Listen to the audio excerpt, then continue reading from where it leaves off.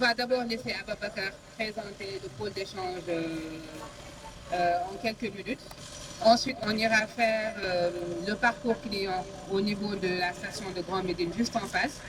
Après, nous avons fait le bus pour dem Gadaï sur le centre d'exploitation et de maintenance. Donc, dans le bus, vous pouvez poser cette question par rapport à l'activité ou BRTB, Dakar Mobilité, etc. Voilà. Merci. bon laata ñuy commencer présentation bi Ababacar nar a def ak visite bi man dañ leen bëggoon a remercier déjà si ngeen accepter invitation bi pour ñëw visiter BRT bi lu ñu yàgg wax lañ ay partenaires lañ donc foog naa boo xoolee vous êtes des opérateurs historiques bu ñuy wax ndaw ñun ñooy ndaw li parce que ñun ñooy soog a commencer di opérer ay bus. Et bu ñu xoolee en fait politique bi CETUD di bëgg a laal en fait di développer intermodalité maanaam fexe ba entre AFTU Dakar Dem Dikk TER ak BRT ñu fexe ba vraiment intermodalité am voyageurs yi di mën di utiliser mode de transport yooyu yëpp organiser visite yu mel nii dafay am solo pour que ngeen xam li ñuy liggéey bu ëllëgee ñun tamit ñu def effet inverse bi ñëw visiter leen tamit. xool ni ngeen di liggéeyee xam ni ngeen di liggéeyee ku nekk si ñun foog naa am na loo xam ne mun nga si weccante xalaat ak beneen opérateur bi xam-xam rek la siy jëlee xam-xam boobu njëriñu utilisateurs yi lay doon parce que gën a defar exploitation rek lay def donc ñoo ngi leen di jaajëfal si déjà accepter li ngeen accepter invitation bi et puis di yaakaar ne en fait. bis bi tey c'est juste une ouverture à un partenariat qui va se faire sur le long terme ak yéen donc ñoo ngi leen di dalal ak jàmm et puis di leen remercier. jërëjëf salaamaaleykum wa rahmatullah tey dañ ñëw nekk ganu Dakar Mobilité mooy exploitant BRT bi ci ko jiite moo nekk ni sama ndeyjoor Cheikh Diouf mooy directeur général Dakar Mobilité ñu koy sant si li ñu nangul visite bi nekk na loo xam ne yitteewoon nañ ko depuis toujours pour ñëw dans le cadre de l'échange bi ñu am entre les opérateurs. Je pense que visite bi mel nii ak waa Cap Transport nañ ko def Dakar Dem Dikk mu newoon aussi loo xam ne dañu apprécier loolu parce que li ñu gëm mooy benn opérateur yóbbuwul nit ñi ñëpp a leen di yóbbu kii day jël fii teg fii kii jël fii yóbbu donc baax na opérateurs yi ñuy lëkkaloo parce que ñoo bokk objectif ci population bi. may gërëm aussi Richou parce que moom moo coordonné un peu la visite di wax balaa may tàmbali damay commencer par les présentations ñi fi nekk mooy AFTU ci boppam mooy les GIE de l'AFTU yaakaar naa bëri na si ay tur yoo xam ni nit ñi xam nañ leen waaye jafe na pour ñu teg image ci tur yi yaakaar naa Ndiogu Ñee moom ñëpp xam Mbaye Malick Modou Mboup Dame Mboup xaw ni tax ñu dellu ñoom ñaata rek ak loxo ak tànku président de l'AFTU mooy Mohamed Loy ak Fatou Pouy ñi ñëpp ay président GIE la moo tudd nga xam ne dama laa fàtte di bi Ndiaye aussi ñu ngi nii toog yaakaar naa ne moom ñëpp xam nañu ñooñu waay waa ñooy ay exploitant la mais naa nag carte si lu mu dundoo dafa am lu ñuy tuddee Cap Trans moom mooy coordonné un peu l'exploitation entre les différents GIE Cap Trans boobu boo xoolee ñi gën feeta ndaw ñooñu la presque mooy ñoom Xaarim man xam nga ko ñëpp am ni ak les autres mooy ñee nekk fees bi dafa ginnaaw loolu am nañ waa Senbus ñu ngi nii Demba ak le DG de Senbus Serigne Mbacké Dieng actuellement nii pratiquement mën naa ni bis yi daw Dakar ak di ko dawal yëpp ñoom ñoo ko moom depuis 2005 nekk donc un partenaire de taille pour l'AFTU. À côté de ça am nañ fi aussi Mectrans ñu ngi nii moom mooy mutuelle d'épargne et de crédit des transporteurs mu accompagne aussi programme bi dans tout ce qui est financement. Au début c'était des apports, aujourd'hui il va au-delà pour nous accompagner vraiment financièrement. Invité naa aussi Samba Sow bu Sudpay moom mooy accompagne actuellement nii AFTU dans la mise en place d'une solution avec Cap Trans moo tax ma ni que dina rafetlu yow ñu boolaale aussi donc à part ñooñu ñun waa CETUD la ñun ñoo seq mbir mi donc objectif bi yaakaar naa programme bi li suñu wax na ko dans un premier temps dañuy lister pôle d'échange bi naa ni tàmm nañu dégg gaaru Thiès waaye pôle d'échange léegi la ñuy wax dama dégg ay termes yu bees ngay jël après ñu dem defi parcours client au niveau de la station xool client bu ñëwee nan lañ koy jëlee en charge lan lay def mu dugg si bus bi après incha allah dinañ dugg si bus bi dem mais bon comme pôle d'échange bii nii bu ñu demee Guédiawaye même chose lañ fay fekkaat xëy na dimension yi wute mais c'est la presque la même chose dañuy jugal directement au dépôt bu ñu demee foofu dinañ gis PCC bi ak un zone de remisage ñu xool ñoom nan la ñuy organiser pour que yéen bu ma leen joxee RTC ak yéen nañ kaa doxal. léegi sans plus tarder wax naa ba tool Cheikh nee na mooy présenté ma complété man nee naa ko tey gën laa rek moo ñëw taxaw mais nee na moo xale bâtiment ba la ngeen gis ay tàmbalee comme sama bâtiment la moom lay tàmbalee bâtiment bi mooy PCC maanaam incha allah à partir du mois de juin juillet lépp loo xam ni mooy gérer feu de circulation à Dakar wala trafic lu jëm si transport fii lañ ko bëggee toute la partie opérationnelle du service parce que pour ñooy gérer mooy niveau PCC boo demee en général dans les grandes villes dañuy am PCC boo xam ne dañuy li ngeen di gis nii li ngeen nar a gis nii après lépp dañ koy nar a def comme ça day nekk loo xam ni opérateur yëpp ñoo ko PCC ak opérateur yëpp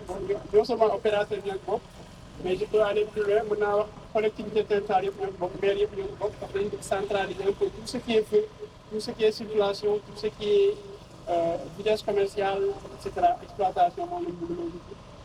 moo nekk si wetu pôle d'échange maintenant li ngeen gis nii nag mooy pôle d'échange wax na tax jar na dox ni ngeen duggee noonu foofu oto yi ñëpp bus yi normalement ñoo ko gën a partie bi féete nii léegi jëm yaay bi ñu naan ma pourquoi duñu prévoir ni man ko fële gars yi di liggéey nañu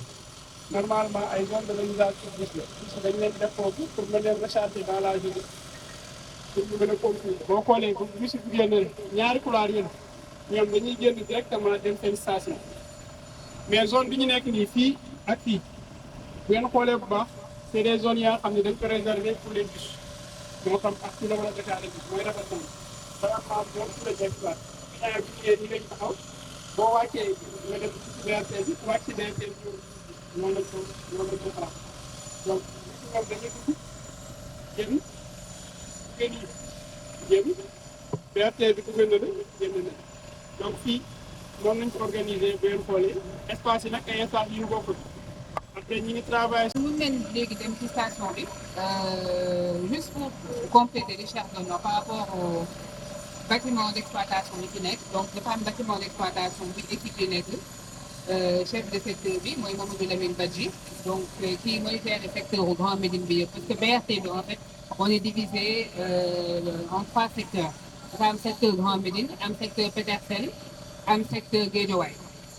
donc secteur bi pôle d'échange bi dafa am benn agence commerciale pour def abonnement yi ak pour jaay ay cartes am bâtiment d'exploitation yi bureau yi chef de secteur yi nekk ak chef d'escale yi ak équipe opération donc mën nañ dem léegi vers la station ak nos équipes qui sont derrière donc c'est l'équipe des contrôleurs ñoom ñooy contrôler.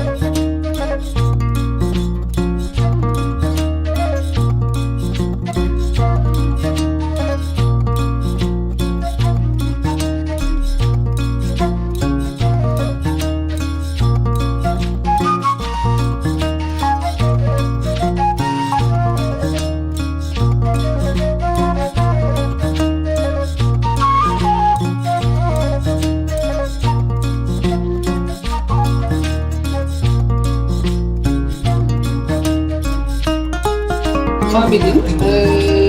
léegi dañ leen di présenter station bi donc chef de secteur bi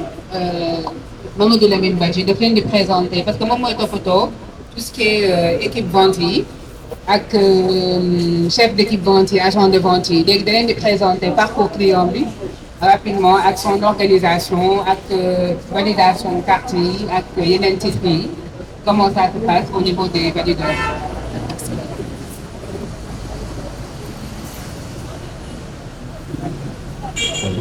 asalaamaaleykum wa rahmatulah. voilà donc client bu ñëw rek fii lay ñëw si suñu front office mooy ñi ngay njëkk a gis mooy les agents de vente boo ñëwee dafa am lu ñu woowee QR code benn kii boo xam ne benn carré mooy ci am ak ay kii yooyu moom ngay jël pour nga mën a dugg ci biir station bi boo demee QR yi dafa am benn place bi ñu ko réservé foo koy teg mais tamit am nañu ay carte yoo xamante ne sànq ñi ngi leen di wax ni fay mooy agence commerciale bi donc agence commerciale mën nga dem nga jël benn carte boo xam ne dafa xaw a dëgër nii ñu def ci sa naataal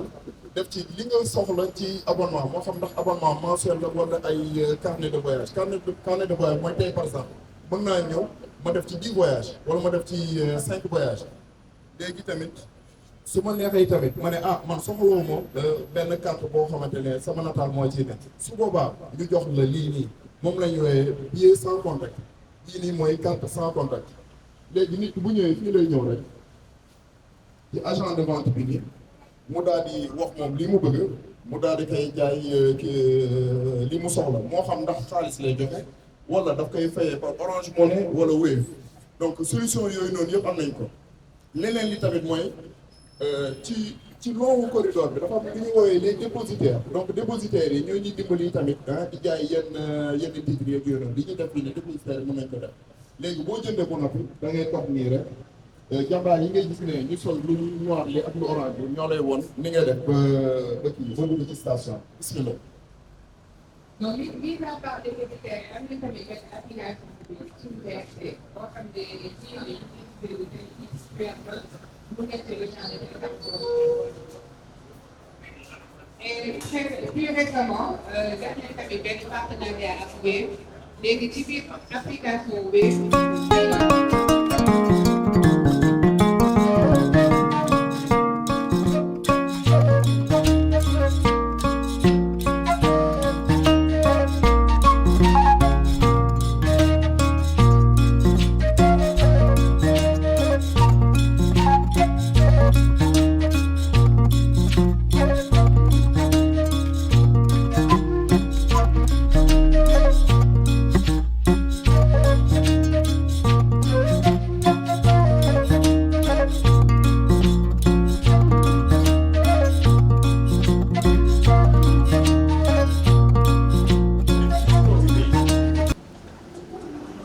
voilà donc station bi ñu nekk nii donc mooy Grand Médine station de type 4 ci corridor bi on a 4 stations yu mag type 4 muy Grand Médine di Papa Gueye Fall préfecture Guédiawaye ak place de la Nation donc station bi direction Guédiawaye ak direction Fatel moo am on a plusieurs portes bii nag comme ngeen ko gisee station bi pareegul complètement def na ay portes barrières yu waa moo tax suñu yenn xel yi informé si nit ñi nekk ci garde corps léegi station bu nekk muy type 4 type 1 type 2 type 3 station yëpp am ay signalétique pour wan client yi en fait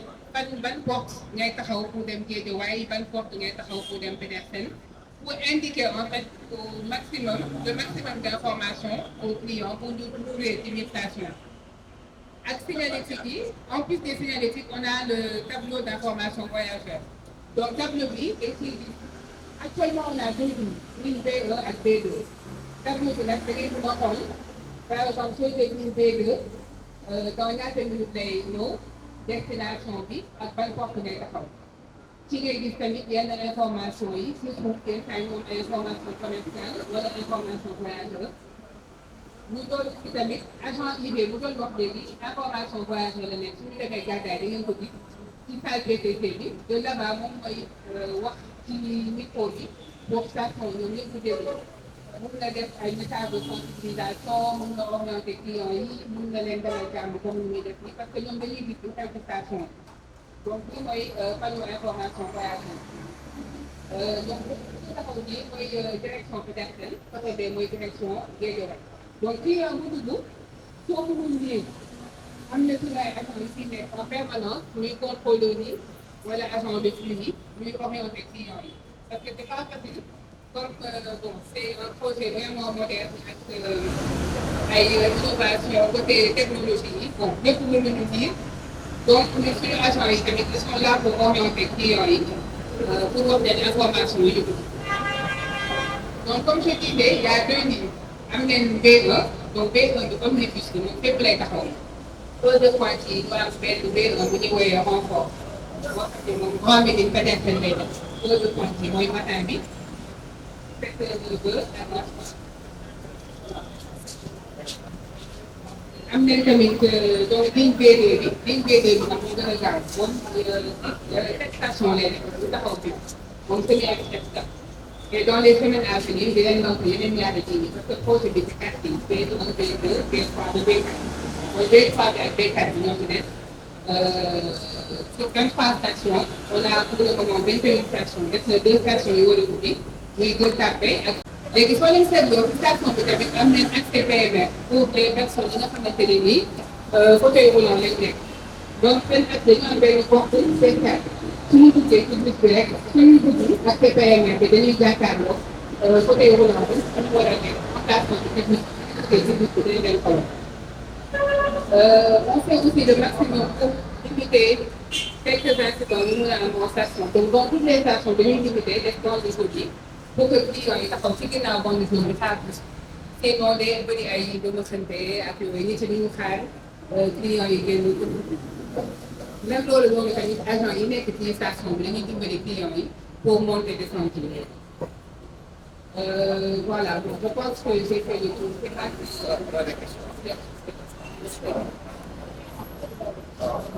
Merci beaucoup. Ñun ñu ngi amoon question mais par rapport à la cadence sànq dañuy jël B1 waaw mu taxaw grand média c'est pas B1 wala B2 fee ñu taxaw la ñu wàcc mais dañu gis bi def médecin les gens dañu wàcc di def à vive allure donc vitesse xamuñu ma ànd ak ma ne qu'est-ce qui se passe muy serviteur bi nga xamante ne day def nekk alors avec le même ticket defe naa moom la ñu defee le voyage alors ça m'a un peu étonné taw bu mu doon taw bi ma ne waaw qu'est-ce qui se passe ma ne xaalis ma ne sa occasion dañu posé question ma la gën a baax c'est parce que avec le même ticket dañu war a demaat Dakar waaw en réalité ñun système de correspondance moo fi doon da ngay gis que doo ko mën a fay beneen station day jóge mais comme moom dafa yàqamti mais am na système boo xamante ne di nga jël PD ba gën a gaaw donc moom daf koy jël rek bañ a génn station du génn station mais daf koy jël remonté koy dem waaw donc on a la possibilité de dans la place te am na yeneen lignes yoo xamante ne gën a gaaw mooy yi moo xam ci moo gën a ultérieurement mooy B3 ak B4 yoo xamante ne nombre de stations yi ñu def du bëri donc temps de trajet bi client bi nar a am day gën a wàññeeku waaw. Merci beaucoup. Moi, c'est Doumé Ndiaye, je suis le manager Dialogué. Donc, moi, j'ai eu la chance de visiter le BRT en Afrique du Sud. C'était à l'orée du commandement du projet en 2014. Donc, li may laaj rek mooy actuellement ñu transporté comme les personnes passées. Merci. Donc, ça fait 7 mois qu'on exploite. À la fin du mois de décembre, on avait déjà transporté plus de 11 millions de voyageurs sur les 7 mois d'exploitation. Aujourd'hui, on arrive à ouvrir, transporter ce type de voyageurs. À bout de semaine. Oui, c'est ce que je disais. On transporte aujourd'hui 30 000 voyageurs par an.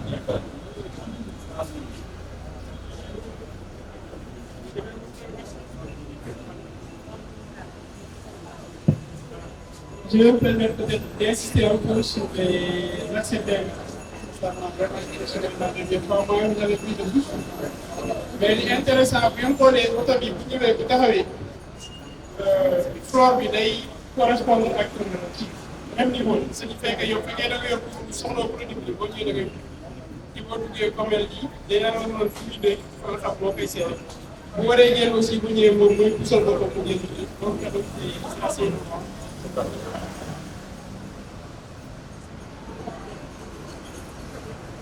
voilà donc su fekkee amaatoo leen yeneen question mën nañ génnaat jël bus bi dem Kanday.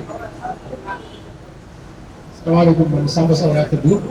donc man sama question c'est par rapport au parcours client dafay jënd billet un jour à Guédiawaye dañ ma fay taxer mais en tout cas bi ñëwee à la sortie le billet ne passait pas je pense que c'est à cause du fait que le bus a fait que de plus d'une heure ma bëggoon après am ay éclairage par rapport à ay nit bien anti le bus su ko dépassé day encore ñu bëggoon jaar sportif. Alors, en principe, nit ñi warul def plus d'une heure de temps ak ticket bi donc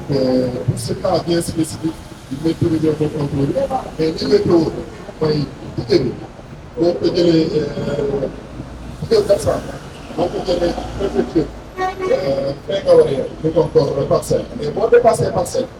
yaa ngi ci biir une heure yi nii doo ko génne fi parce que bokk nga ci beneen zone donc normalement waroon jënd ticket 400 ticket 500 ngay jël. Ah, c'est des tickets de 500. Bon, certainement que dans le dépassement de temps, mais en principe, c'est des choses qui n'arrivent pas. Alors, parce que les préfectures avec d'accès, ça on le fait en un rien de temps, surtout avec les différents groupes. Au niveau de la billetterie, les tickets de 400 dépassent la zone. Forcément, ça quelques de la sortie. Oui, ça a été paramétré de sorte que nous avons fait le foyer, pour les dépasser, nous devons dépasser. Le dépassement, c'est sur le timing ou sur l'attente. Les deux sont En fait, on a des tickets, yoo xamante ne ticket wu zone la ak des tickets yoo xamante ne da ngay dem fu la neex ticket wu zone mooy bu 400 bi fu la.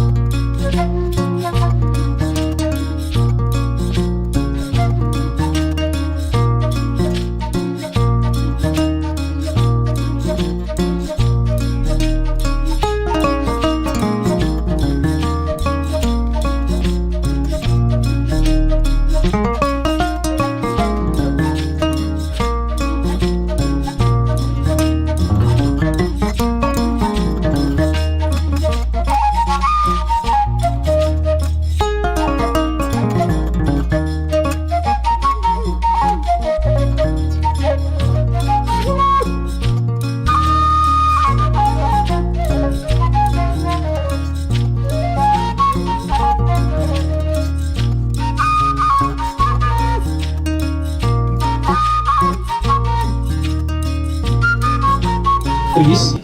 bu doon par exemple 4 services yëpp dañuy jaar ci station boobu dinañu permettre bus bu nekk ñu nañ ne P1 porte 1 lay arrêté P2 porte 3 beneen bi porte 7 ak porte 5 donc ça dépend ci temps yu station bi am na station yoo xam ne bus ligne yëpp dañ fay taxaw am na station yoo xam ne ligne yi dañ fa taxaw dañ koy tëb donc am nañ station type 4 type 1 type 2 type 3 ak type 4 type 3 yi nag ñoo ëpp voilà dinañ romb dinañ si rob bii par exemple benn type 3 la voilà bii benn type 3 la boo leen xoolee particularité moom 2 emplacements lay am benn côté gauche ak beneen dans l'autre sens après bus yi fonctionnalité yi pour ouverture porte yi nag c'est automatique c'est-à-dire que am na boîtier boo xam ne dañ ko installé si bus bi bu excès moom bu appuyer si benn bouton rek automatiquement porte bus yi day ubbeeku et puis day communiquer porte palière bi nekk si station bi di ubbeeku donc y a un boîtier qui permet de communiquer avec les équipements yi nekk si station bi donc fonctionnalité yi nekk si bus yi déjà boo leen xoolee c'est climatisé donc tous les bus sont climatisés am na ay prise USB yoo leen di gis boo buggee charger par exemple sa équipement sa appareil téléphonique mun nga ko charger am nañu benn service wifi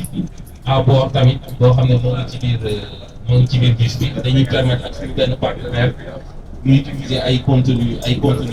contenu pédagogique et sur les fonctionnalités yi nga xam ne waa opération ñoo koy soxla dañu am benn système d'aide à l'exploitation di ngeen ko gis tout à l'heure boo leen demee au PCC Donc, et honoré d'accueillir la délégation de la Suisse, ainsi que celle de Saint-Louis. Nous saluons votre contribution à l'amélioration. dina am benn décompte koy wax ne yow war nga démarrer service dans X minutes, donc ce qui fait que bu jotee rek moom mu fermer porte bus yi enchaîner service mais information boobu yëpp da koy am si publicité bi fii voilà information boobu.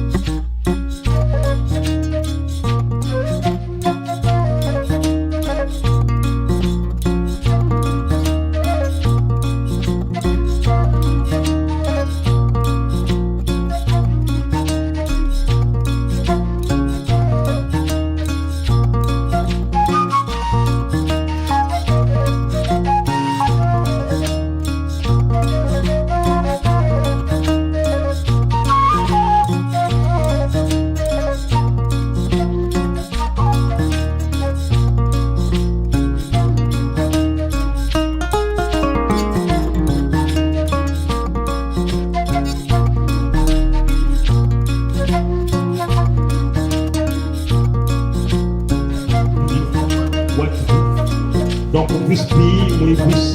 électrique am ay batterie yi woowe batterie lithium yi 15 packs de batterie la fukki pack ak juróom batterie lithium ñooy dawal bus bi batterie yooyu dañ ko tas 10 ci suuf 5 ci kaw bus bi mi ngi def 90 centimètres de plancher haut 525 kWh au total mooy pack de batterie donc bus bi am na confort comme ni ngeen ko gisee am na USB bi am climatisation bi am na ay outils yi nga xam ne ay jumtukaay yoo xam ne ñoo ñuy permettre ñun au niveau de la maintenance ñu xool bus bi ñu ngi liggéeyee ci Genao teg ci bus bi am na lu ñuy woowe outil écoconduite bi nga xam ne moom la ñuy xoolee kilométrage bi chauffeur bi ndax mu ngi daw normal wala dawul normal wala war na dugg maintenance wala warul dugg maintenance fii ngeen nekk nii mooy atelier bi ñuy woowee atelier maintenance préventive bu bus bi ñëwee ci Dakar Mobility day jaar fi nga xam ne mooy atelier lavage moom ngeen di gis na le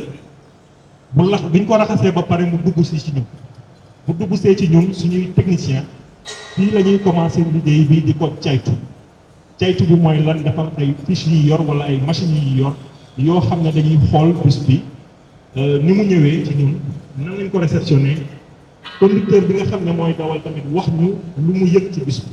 bi ñu jël ko en compte bu ñu ko jëlee en compte ba pare ñu tas ko ñu war a dem zone de remisage fi nga xam ne foofu la ñuy chargé bus yi mooy fële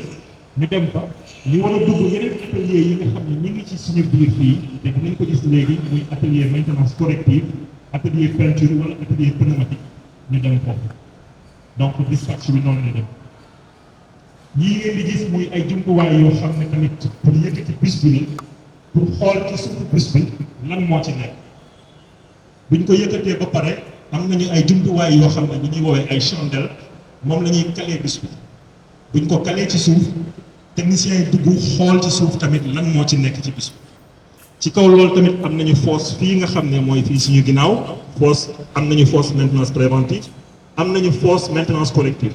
fosse yooyu jumtuwaay yi mooy lan tamit pour dugg xool ci bus ci suuf visite technique yi tamit ak waa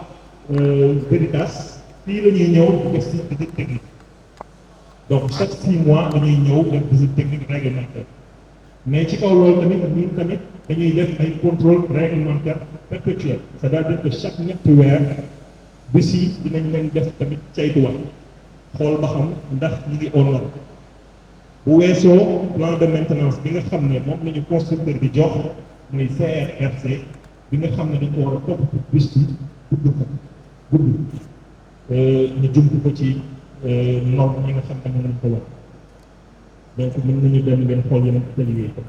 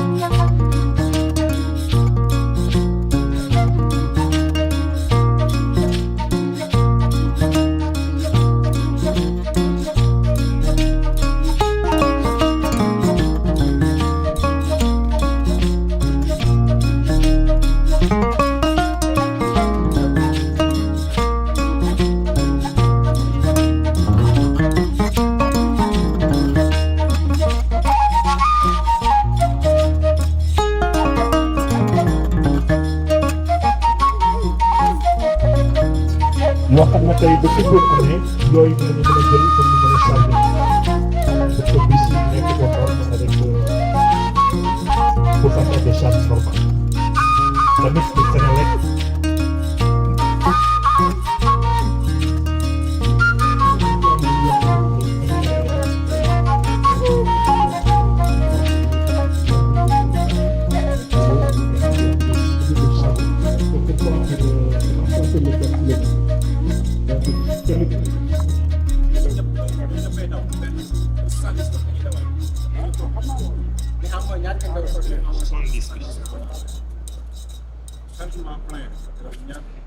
fees ak 100%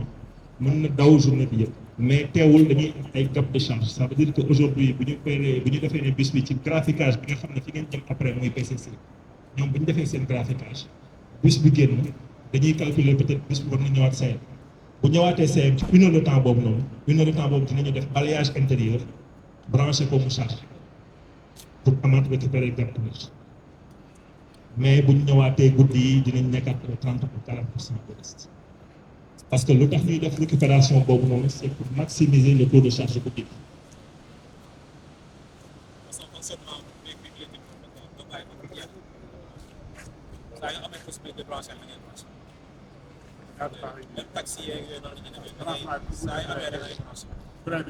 Quatre heures de temps pour me charger au plein. Max.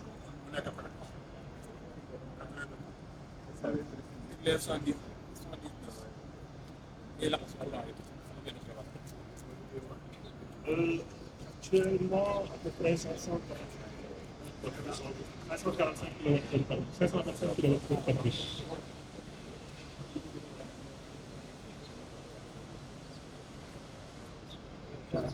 Bus yi en tout cas ñun lu ñu xam ci bus yi ñi nga xam ne ñun ñoo ci nekk maintenant sax la huilerie a changé quand sur un véhicule électrique. En plus de cela, il n'y a pas la pollution ni.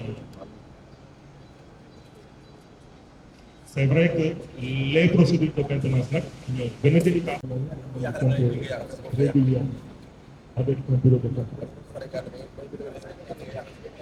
15 packs de batterie ñoo nekk ci bus répartis en 10 ci suuf 5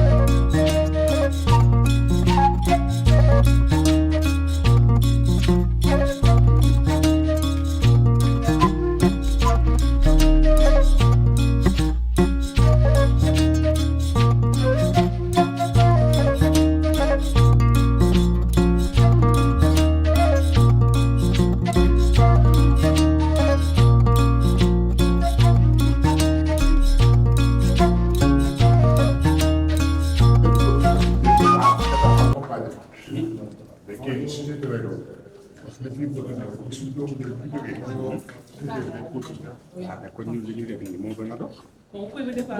ñi nekk ci PCC pareeguñu ñu taxaw kon centre de relation client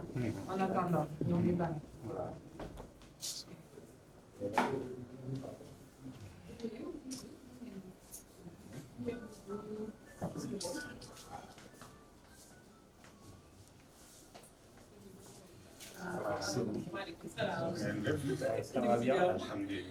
Bienvenue. Fii yéen a ngi au niveau du centre de relation client. Fii le client yi di voté di kaas voilà di déclarer tout ce qui est objet perdu. suñu fàttee dara ci bus bi aussi. Malak wolof. waaw suñu fàttee dara ci bus bi objet perdu yi ñun la ñuy signaler. ñun aussi on travaille avec les équipes sur le terrain. ñu ngi am nañu ay ndaw yoo xamante ni ñu ngi ci terrain bi suñu xoolee benn objet par exemple dañ koy photo dugal ko ci benn groupe boo xam ne ñun ñëpp ñu ngi ci. donc ku woote rek dinañ xam est-ce que objet bi ngay laaj déclaré nañ ko wala déclaré ko su fekkee objet bi aussi c'est pas encore déclaré dañuy jox nit ci 48 heures parce que dans 48 heures peut-être mën na feeñ ci bus bi su yegsee fii nii ba mécaniciens yi wala conducteurs yi man ñoo ñu koy indil fii ñu mën a woo client pour wax comment gis nañ ko wala gisuñu. Donc tous les problèmes personnels aussi suñu amee problème ak agent que ça soit agent de vente agent de contrôle wala conducteur fii la ñuy woote déclarer ñun de notre côté ñoo koy transmettre service bu nekk su fekkee contrôleur la par exemple dañ koy yónnee waa ops waa opération ñoom ñooy def ay recherche vérifier ak caméra yi déglu agent bi pour déglu version om pour xool exactement est-ce que client bi moo am faute ou bien c'est l'agent qui a eu tort. su fekkee agent de vente la aussi ñu yónnee ko waa DMC mooy direction marketing communication ñoom ñooy gérer tout ce qui est agent de vente donc en général c'est ça su fekkee am na changement ci offre yi aussi parce que des fois ñu changer offre bi te client yi du leen neex des fois ñu supprimer ligne de file d'attente yi loolu tamit du leen neex fii la ñuy woote di casse et en fonction retour yi ñuy am ci client yi mën nañ changer encore adapter offre bi par rapport ak ñoom li ñuy nekk. Donc c'est ça en gros qu'on fait. Donc agent yi fii ñu ngi liggéey en même temps que bus baa ngi roulé. Donc téléphone bi aussi c'est ouvert. Donc de 6h à 22h ñoom ils sont là dinañ jël téléphone dinañ nekk aussi sur WhatsApp. En même temps on a aussi une plateforme pour recevoir les mails. C'est un numéro vert. C'est un numéro vert qui coûte 50 francs pour le client. Quelle que soit la durée de la Oui, c'est vert, parce que tey soo wootee quelle que soit la durée de la communication, c'est-à-dire même si c'est 10 minutes, su coûtee 1500, client bi tey 50 francs lay fay di des ñun Dakar Mobilité moo koy jël en charge. Ça évite un peu ku nekk di woote pour trouver pour ñaar tey soo jëlee pour woote ça sera vraiment parce que am na lu la soxal nga kii mais en même temps mën nga envoyer WhatsApp tey ñëpp am nañu WhatsApp c'est gratuit soo envoyer message WhatsApp ñun lañ lay woo soo envoyer mail aussi ñun lañ lay woo. Ça évite de dépenser 50 000. En cas de malaise, vous prenez client, pression. En cas de malaise, nous ici on a deux équipes. Nous avons une équipe et une équipe PCC. PCC mooy premier groupe ñoom foofu la ñu nekk donc su fekkee malaise dafa am ñoom la ñuy woo contrôleur yi nekk ci kii bi contrôleur wala agent de vente wala conduite agent de conduite mën nañu woote directement PCC pour signaler am na malaise léegi PCC ñoom ñooy woo VNSP. pour ñu ñëw kii jël client su fekkee bëgg na jël. Nous aussi on est au courant parce que am nañ benn groupe IV information voyageur ñoom ñooy wax ci bus yi su ngeen duggee ci bus yi des fois ngeen dégg voix yu leen di fàttali clients yi place bi place prioritaire la may leen nit ñi ñu toog kenn du lekk ci bus bi ci ñun lañu bokk mais fee la ñuy liggéeyee PCC. donc bépp incident bu am fële dañu koy yónnee ñun comme ça on sait en temps réel malaise am na retard am na wala Incident de bus, l'incident, voilà. Nous aussi, ce sont les encadrants. On a un chef d'équipe, Abi. Lui, c'est chef Sangaré, mon référent de qualité. Donc, nous, on met les procédures. En fonction événement, il y a des procédures pour dire que l'agent est, moi, c'est une feuille de conduite, en fait, pour nous, on va traiter. Et nous, derrière, il y a des démos. Pour le marché, client est conformément avec ce qu'on a mis en place. Il y a ce agent de téléphone. On est au total 9 personnes. Donc il y a 2 le matin, 2 qui commencent le matin à 6h du matin, et 2 qui ont des formatures. Nous sommes intermédiaires. Soit à 8h, ils commencent, soit à 10h. Mais l'équipe BF, ils sont 9. Donc en fonction des offres, donc en général, on a entre 7 ou 6 personnes par jour. et on arrive à traiter les appels. Tout ce qu'on reçoit, on arrive à les traiter. Quel est le pourcentage d'accessibilité? D'accessibilité. Oui. On peut dire qu'on est à 96%. Pour la semaine dernière, on est à 96, mais des fois on est à 99. Parce que tout ce qui est appel, en fait, client yi woote mën nañ leen bañ a jël parce que ñoom des fois ñoom ñooy raccroché. Client bi mën na woote le temps nga jël ko mu am information bi mu bëggoon mu raccroché. Donc du client yi woote yëpp ñooy yegg si ba ci agent. Mais on a 96 à 97% de décrochage. Je suis le directeur des opérations de Dakar Mobilité. Donc là, je chapeaute le pôle de conduite, donc les conducteurs, le service du contrôle lutte antifraude et enfin le poste de commande centralisé, le PCC, qui est un peu la tour de contrôle. Ce que je vais vous solliciter de votre bienveillance, c'est de ne pas parler au téléphone, de ne pas parler entre vous, car nos collègues sont en service commercial, ils travaillent. Donc déjà, ils ont à supporter ma voix par-dessus leurs propres échanges. Et voilà, c'est une manière de respecter aussi leur travail. Je vous en remercie par avance. Voilà. Mais vous pouvez poser des questions après la présentation. Voilà. Si vous avez des questions en cours, n'hésitez pas. Hein. Donc c'est ouvert. Voilà. On apporte là les réponses au fur et à mesure. Voilà. Et si vous souhaitez prendre des photos, on n'est pas dans un PC de centrale nucléaire. Oui, en Wolof. Vous voulez qu'on le fasse en Wolof? On s'est posé la question tout à l'heure lors de la première presse, donc vous voulez qu'on la fasse en Wolof? Parce que Evelyne ne parle pas Wolof. Donc, bon, d'accord, on va essayer de voir comment le faire. Mais mon Wolof n'est pas techniquement viable, hein, donc je ne sais pas si. C'est là vous. Je vais arriver à travers tous les termes techniques. Amusez pour ceux qui comprennent.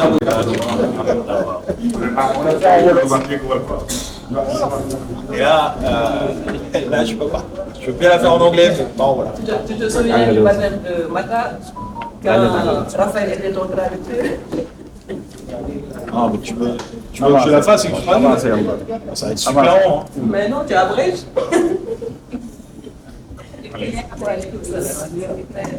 Les filles, arrêtez de vous moquer. Hein. Bon, on peut faire l'exercice en italien, on commence à aller en anglais. On va voir comment vous allez faire. Donc n'hésitez pas à vous étaler, prenez de la place, puisqu'on va plutôt se recentrer vers le centre. N'hésitez pas, reculez un petit peu, c'est par contre, parce que là, donc c'est la patronne du PCC, voilà. C'est bon, c'est moi de la gérer. On n'a pas le droit de résumer comme ça. Donc le poste de commande centralisé, c'est la tour de contrôle de l'exploitation de Dakar Mobilité et qui gère deux missions principales. Ah, d'accord. C'est pour ça, est-ce que vous acceptez de bien vouloir vous reculer un petit peu, s'il vous plaît? Et un peu de chant vocal. Merci beaucoup, messieurs. Donc les deux missions principales du PCC, c'est de réguler l'offre qui a été signée, donc de s'assurer de la fréquence du carrousel. Et la deuxième, c'est de réagir à des situations dégradées. Donc, si poste bi ngeen gis fii la décision yëpp di jóge à savoir que tey bus yi ngeen gis ci corridor bi di daw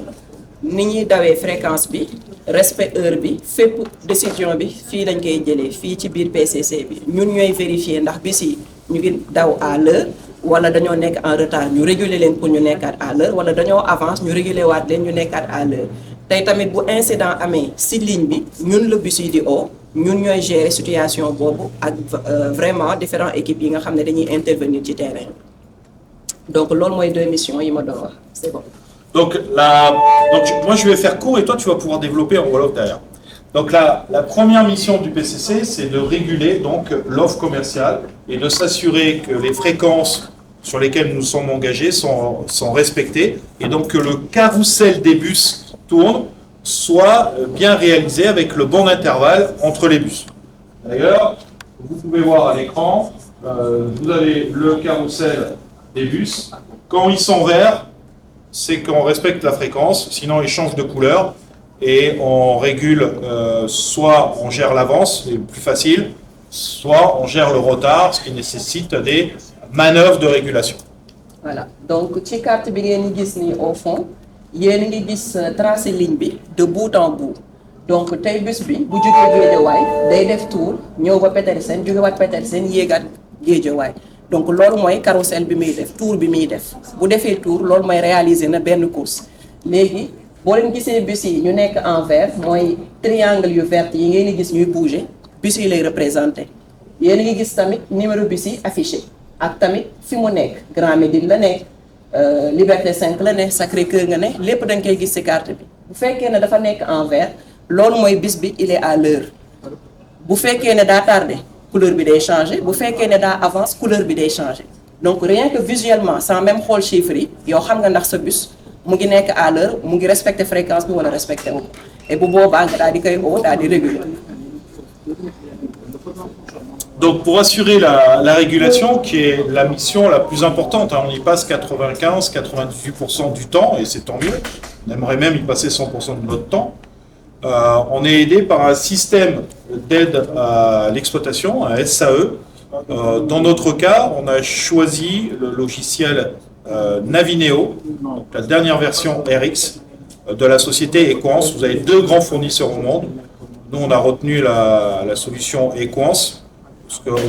sur d'autres cieux, on a l'habitude de travailler avec eux. C'est des partenaires fiables pour un produit de très haut niveau, surtout qu'en plus, on a la dernière version. Quand on s'est installé ici à Dakar, pour vous donner une référence, un seul réseau du groupe Keolis en France avait le même logiciel que nous. Donc le logiciel bi ñuy utiliser justement pour def régulation bus yi nekk ci ligne bi logiciel bi mu ngi tudd Navineo RX société bi koy defal mu ngi tudd Equance donc Navineo RX bi ñu installé fii Dakar mooy dernier bi nga xam ne moom la société bi génne tey donc même ci France benn réseau rek moo ko fa amagum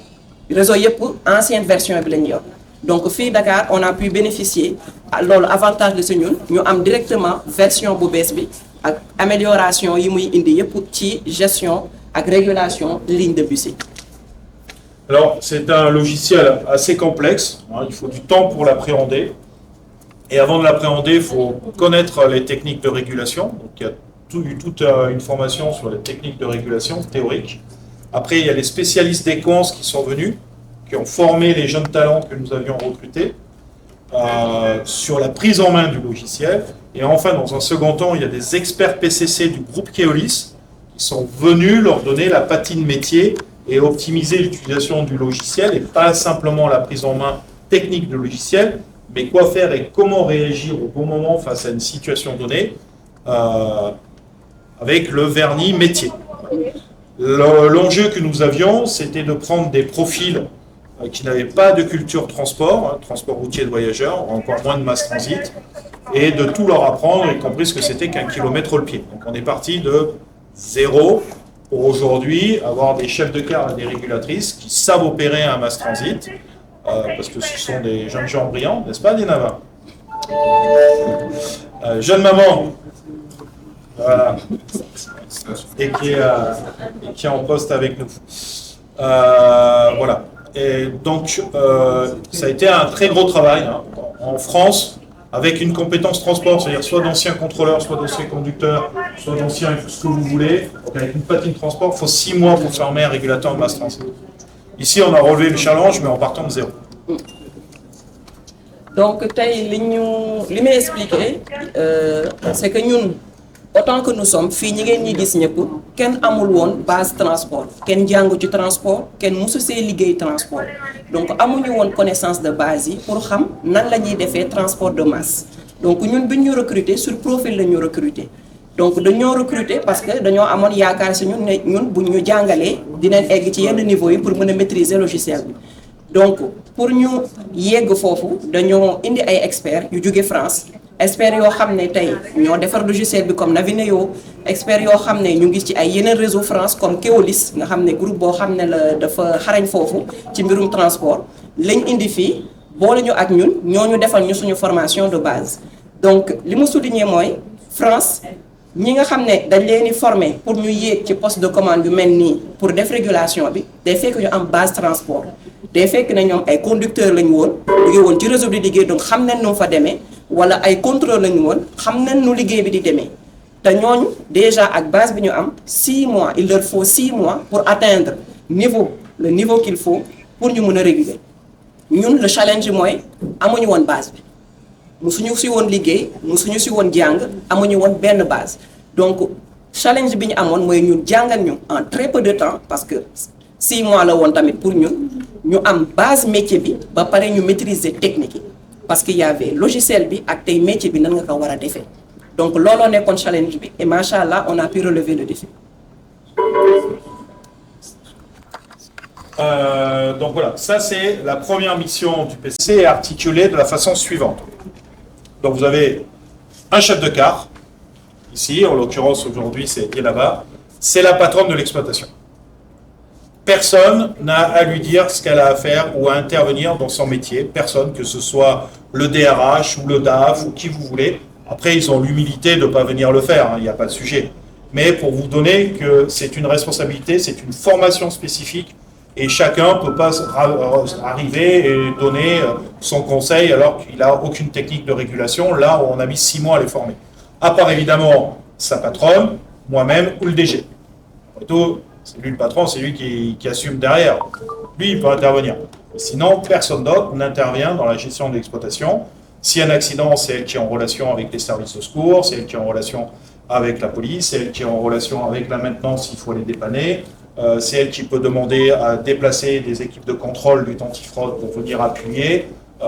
tel ou tel événement. Bref, c'est la patronne.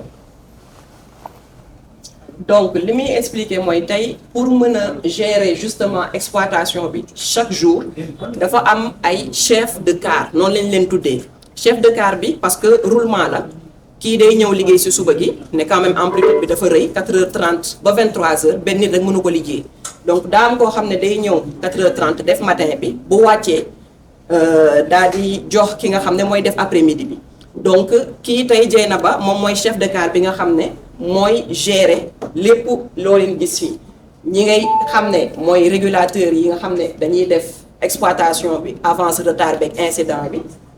ñii def information voyageur bi ñii def sécurité bi ñëpp moom moo leen di gérer bu fekkee moom moo fi nekk ci car bi bu amee problème wala difficulté mën na référé wu directement ci man wala mu référé wu ci directeur am wala DG donc li mu bëgg a expliquer rek mooy kenn du intervenir directement ñëw naan kaan non du nii ngay defee nii am na ay chartes yu mettre en place bu problème amee day gérer bu amee difficulté mu remonter ñu jàppale ko ci loolu. Police nationale, donc la compagnie de sécurisation du BRT, qui nous appuie dans l'articulation des policiers qui sont dans les stations, mais aussi avec, mais ça dépend pas de lui, parce que dans les stations, c'est ses collègues. Alors je ne dis pas que ceux qui sont à la circulation ne sont pas ses collègues, mais il n'a pas de rapport direct et il nous appuie avec les collègues de la circulation pour qu'on ait la priorité de feu, parce que c'est l'une des 5 caractéristiques d'un BRT, c'est d'avoir la priorité au feu. Alors, je ne sais pas je sais que vous êtes tous des transporteurs, m'a-t-on dit, des confrères des AFTU et d'autres transporteurs. Juste un BRT, ça a été monté au Brésil il y a près de 50 ans, avec 5 caractéristiques principales: corridor réservé ou voie réservée, priorité au feu, haute capacité de transport des bus, les nôtres font 150 qu'on limite à 135, haute fréquence, on n'attend pas 3 heures un bus, il passe toutes les 6 minutes, et pas de vente de titre à bord, parce que vous imaginez bien que 150 clients qui achèteraient le titre au conducteur-receveur, le bus décollerait jamais. Donc tey mis à part référent bi information voyageur bi régulation bi ak chef de car bi am nañ suñu collègue fii officier de liaison bu compagnie sécurité BRT bi, parce que compagnie boo xam ne la dañ ko jagleel BRT bi à 100%. donc am nañ fi benn officier buy communiquer ak agent police yi nekk ci station bi. boo leen xoolee bu baax station bu ne am na ñaari agent police yu ciy nekk en permanence ci amplitude travail bi yëpp. donc pour mën a communiquer ak ñoom moom moo fi nekk moom moo yor seeni contacts, am na rajo am na téléphone tamit boo xam ne mën na ko utiliser bu fekkee rajo bi doxul pour mën a contacter ay collègues am yu nekk ci terrain bi pour solliciter leen pour vraiment des cas divers, cas yu bëri. donc pareil collègue am yi tamit tey bu ñu soxlaa yenn yi mën nañ ko woo wax ko pour mu jàppale leen ci wala mu passer information bi ci chef de car bi kooku trouver ko solution. donc loolooy njëriñu officier de liaison bi fii au PCC, poste de commandement centralisé. donc mis à part loolu li mu wax mooy tey BRT système BRT Brésil la commencé 50 ans ci ginnaaw donc foofu lii tax ñuy gën a ràññee BRT mooy ko tey day am voie dédiée ça veut dire que moom voie am moom kese siy daw voie dédiée lay am quel que soit dëkk bi mu nekk day am voie dédiée tey du am vente de ticket ci biir bus bi toujours ci extérieur bi lay doon pour gën a gaawal tey bus yi donc ça veut dire que troisième bi mooy fréquence bi tey day am fréquence boo xam ne c'est soutenu et c'est respecté l'autre chose également mooy que day am priorité ci signalisation bi je pense que diggante Sacré-Cœur surtout ngeen koy remarqué jëm Petersen bus bu yegsee da ngeen gis ci saa si signalisation bi moom lay jox priorité donc loolu ci caractéristique BRT la bokk tey si zone yi nga xam ne loolu amu ca da ngeen gis benn policier circulation bu taxaw bu BRT bi di ñëw mu arrêté circulation générale daal di bàyyi keneen ki BRT bi mu jàll mu doog a jàllale waat circulation générale bi donc loolu yëpp ay caractéristiques yoo xam ne la quel que soit dëkk bi ci àdduna boo xam ne day dawal BRT loolu da koy am. Voilà, on en a.